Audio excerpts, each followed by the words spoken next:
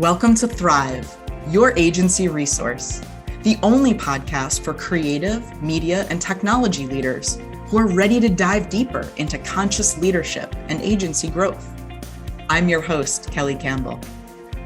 Thrive is brought to you by Accessiby, the leading web accessibility solutions provider. Join thousands of agencies that are already incorporating web inclusivity into their service offerings. Visit accessiby.com today. So welcome back to another episode of Thrive. Last time I had a great conversation with Dan Englander, and we talked about bringing human connection into the outbound sales process. I hope you enjoyed that show. Today, I am thrilled to chat with my friend Arthur Woods, who is an author, speaker, and co-founder of Matheson, technology-based DEI firm. We're going to dive into the best practices of hiring for diversity, which also happens to be the name of his latest book. Arthur, thank you so much for joining me. I am so excited to chat with you, my friend. It is great to see you, Kelly. Thanks for having me.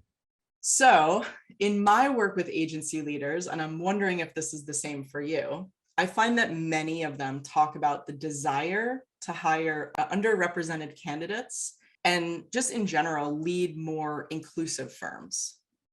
But I think that they have a false sense that maybe hiring a queer person of color, for example, is going to kind of solve their homogenous team issue.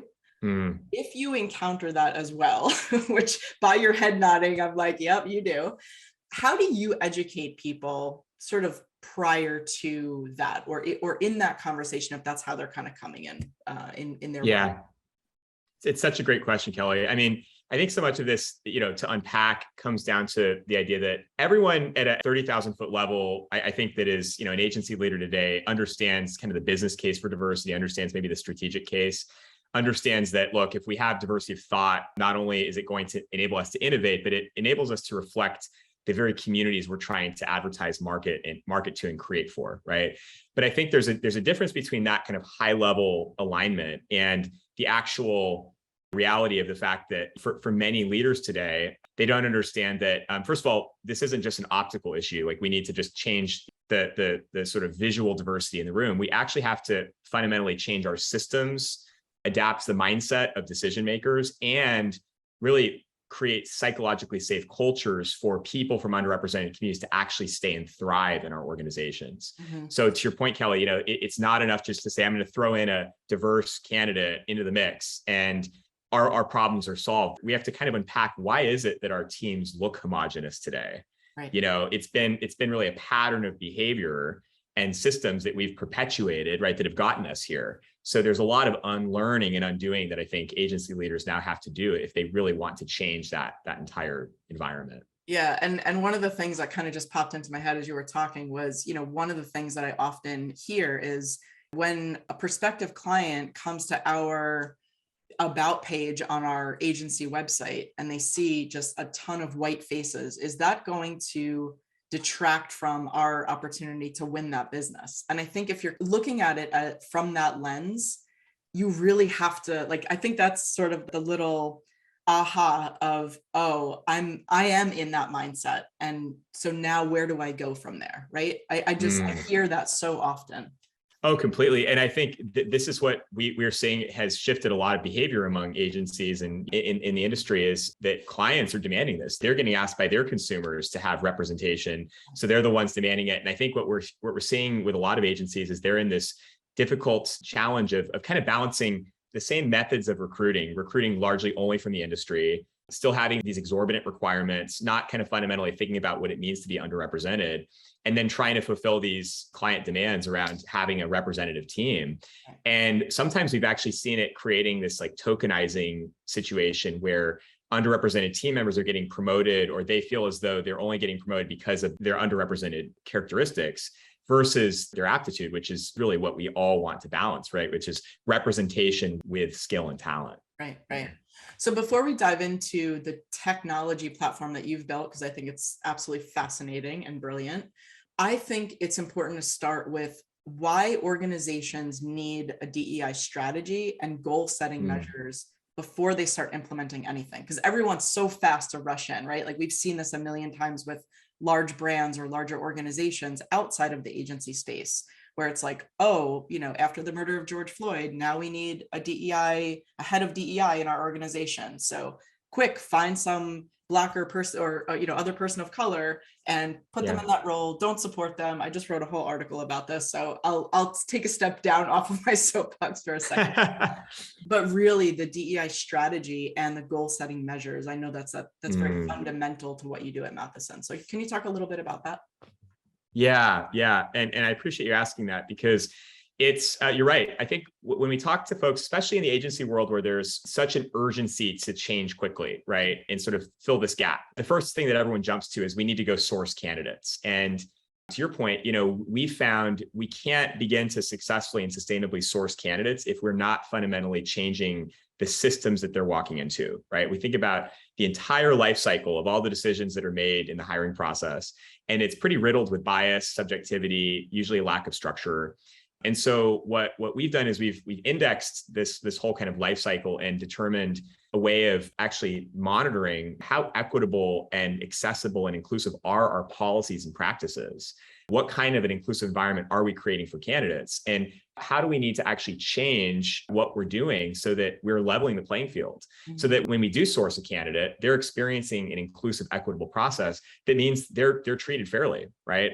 And we find that without doing that kind of work, we end up oftentimes creating more harm than good in this process, even despite best of intentions. So we've created this whole, we call it an equity index, which enables organizations to basically diagnose their talent systems, determine where they have gaps, and actually set their diversity goals and strategy based on where they need to change. One of the things that I also wanted to highlight when I was kind of looking at the positioning of Matheson, because I'm very big into positioning, the way that you describe it on your website is a single platform to build your diversity action plan, mobilize your team, source underrepresented candidates, and measure impact company-wide.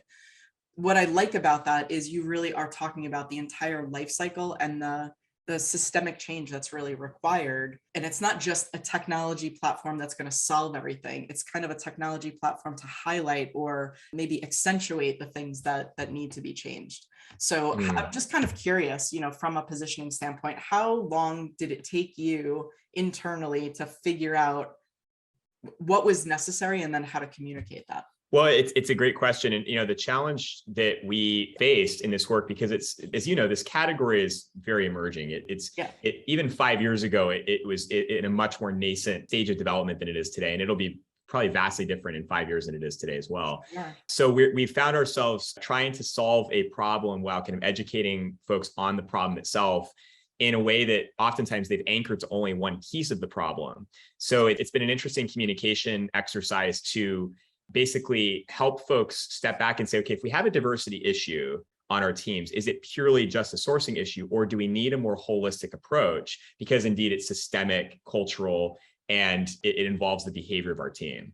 So we found ourselves in this mode of kind of saying, we get that you have this problem. Let's use kind of the way that we describe the solution to help articulate and align behind a theory of change. And then let's talk about what we do together. Right. And I'll tell you, Kelly, that has been challenging, because there are days we'd love to just say, it's just this widget that does this one thing. Do you find that the data that you kind of unearth for the organizations that you work with, that data almost helps to make the case with CEOs who maybe are a little bit more analytics driven or are making decisions based on, return on investment? 100%. Part of the challenge, I think, in the DEI space to date is that it's been in this feel good category. It's like, we know it's good for the world, it's good for humanity, it feels right for us, but where is the hard science, and how can we see sort of empirical evidence that this is needed, that there's a business case?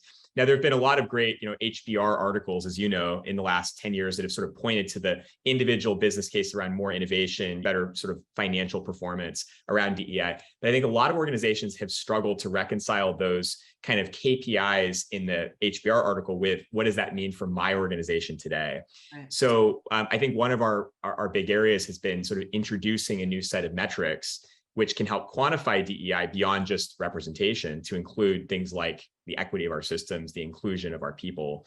And to your point, Kelly, I think that is creating a linkage for the CEO that says, I do want to see, I want to treat this body of work in the same kind of business acumen that I treat something like sales and marketing, right? Yeah. Did you know that 1 out of 5 people in the US is living with some form of disability? I'm proud to partner with Accessity as they work toward the mission of making the web accessible to everyone. It's time to prioritize inclusivity. Ensure that your own website and your client sites can be accessed by all and that they're ADA compliant.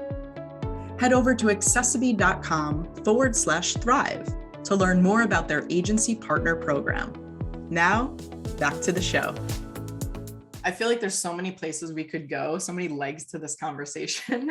I mean, my first one, just like my inclination is to really dive into where did we get off course? And this is probably a much bigger, longer conversation, Arthur, but like, where did we get off course where doing the right thing and including our fellow humans and making sure everyone was supported in all the right ways? Like, where did we get off course that we also had to tie that to, but can they also make us money? Right? I know that's a bigger, more existential question, but it's something that I think about really, really often. Yeah. Why is doing the right thing not enough? Well, yeah. And, I was speaking to a CEO a couple of weeks ago who asked me, can you give me the business case for employee resource groups? And he really was trying to justify, why is it that they should be able to meet during business hours? Why is this something that we can't, just do away with? Can you explain it to me? And it was interesting because, of course, for me, I've always thought of ERGs and the DEI work as just essential to business. But I think there are folks that do compartmentalize this work as like almost an elective procedure. And it's usually folks that are not marginalized, by the way. Right. And it's kind of like, well, if you're not someone who directly relates to the work, potentially as an ally, do you see its relevance, right? So I think where we got off course, I've thought a lot about this, and I think we could go back to the very beginning of like the workforce, but I think there was something around this idea, especially in the last 50 years, of creating this professional archetype, which had a very specific persona and mandate. And it really was like the epitome of a white man. And we created our definition. Business books were written around that archetype. And we promoted it. It was like the CEO of most companies. And to thrive in a corporate environment, you had to conform to that persona, which largely meant leaving all your authentic self at home. And I think we're in this mode now where we've really embraced, and this next generation of companies has embraced the fact that having people bring their full selves to work, first of all, they will whether we want them to or not. Right. And so we might as well create environments that celebrate that. And by the way, that creates the best culture and innovation. So I think we're in this exciting change of guard. And a lot of leaders, as you know, are latching on to the old guard still because they feel very threatened by this new approach. But we're in this interesting like changing of the tides, so to speak. And I still think that so many folks were educated on that professional archetype. And we have to kind of, again, unlearn that piece in order to move into this next phase of work, I think. Yeah. No, that's really well said. And I agree with you. I think that is, it's just systemic. And that's what we've been taught probably since like the Industrial Revolution. Yes. Oh my goodness. Absolutely. Yeah. So this is ongoing. And that also talks to hiring one diverse candidate is not going to solve a problem that's been ongoing and pervasive for, decades and decades. So yeah, really, really interesting. Now back to kind of the DEI strategy and goal setting and all of that. I imagine that that's typically where you talk about starting this process, right? So I saw on your website that you also have an ebook available. How can folks kind of like access that if that's where they at least want to get a little bit of a flavor for the kind of strategy work and just considerations, things to think about as they're putting those goal setting measures in place? Well, we love kind of starting with the goal setting, and before we dive into immediate action, let's sort of take stock of where we are. So we recommend, and again, a lot of leaders come to us and say, I just want diverse candidates, quote unquote, for this role, right? And we always try to step back and say, if we can look at our processes and our systems and start to actually build that roadmap, it will enable all the sourcing you do to be way more effective and way more sustainable. And by the way, in this environment, especially as we know in the agency world where we're competing still for a limited number of candidates for more roles than there are candidates to fill them. This is also really about standing out to candidates in an equitable way where they're asking for this. So folks can actually learn a little bit more about the framework. We have some free resources on our site on matheson.io. And as you mentioned, Kelly, some ebooks and some resources around how to just get started in this. And a lot of it, by the way, is for that leader that is progressive, that gets it, but maybe their team is not as on board, or their leadership team might not be on board. It's how to sort of tell the story about a more sustainable approach to this work. And it's largely kind of equipping that person. So we have some great resources on our site, including some ebooks that folks can go and download. What I heard you say earlier was that there are some organizations that are coming to you with the belief that you are essentially, that you have some kind of like talent pool of diverse candidates and you're just essentially going to help them, right? Like, or they just want some kind of coaching or consulting on how to hire more diverse candidates.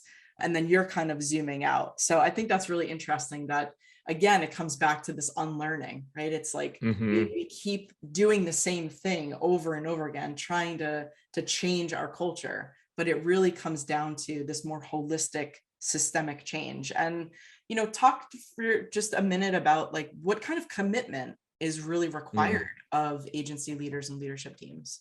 Yeah, well, and I like what you just said, which is like, we can't expect to repeat the same behavior and achieve a different outcome. Like this is a time to, if we really want to see change, we have to commit to it. For agencies, I think that are starting to do this work really well. One is that they're essentially agreeing as a leadership team, not just the talent or HR function.